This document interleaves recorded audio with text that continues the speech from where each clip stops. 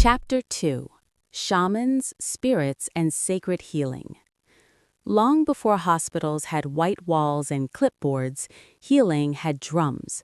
It had smoke, fire, stories, and people staring into the night sky asking for help. This chapter steps into that world, a world where medicine was not swallowed, but experienced, where healing felt more like a ceremony than a prescription. This is spiritual medicine, not neat, not quiet, but powerful in its own way. At the center of this world stood the shaman, or the medicine man, or medicine woman. Different names, same role.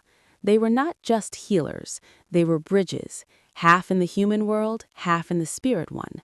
Think of them as the original multitaskers. Shamans were chosen, not hired, sometimes by birth, sometimes by visions, sometimes by surviving an illness that should have ended them.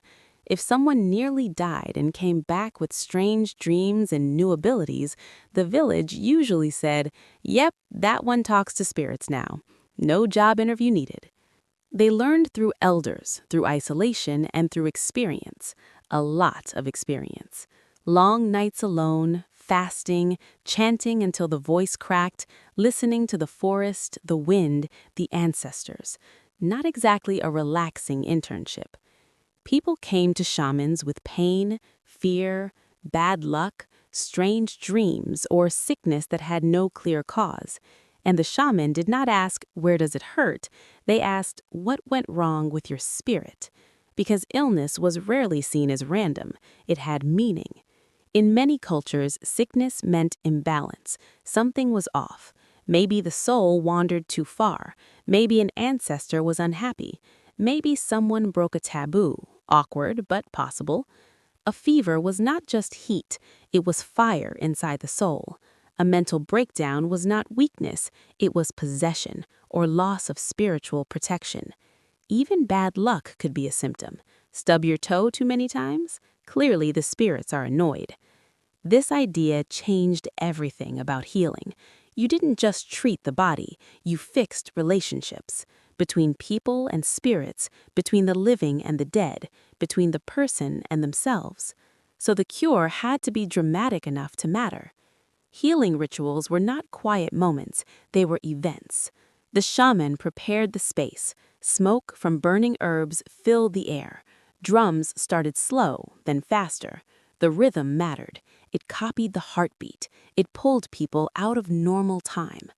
Chants followed, repeated words, sometimes nonsense, sometimes ancient names. The meaning was not always important. The sound was, the vibration. Language became music. Music became a doorway. Dancing often joined in, not polite dancing, real dancing, spinning, stamping, shaking. The body was pushed until the mind loosened its grip. Sweat poured, breathing changed, reality softened. And then came the trance. The shaman would enter an altered state, eyes half closed, voice deeper or stranger, movements not fully human. In that state, they traveled to the spirit world, to the land of ancestors, to wherever the problem lived. From the outside, it might look intense or scary, or like someone having a very committed moment. But for the community, this was serious work.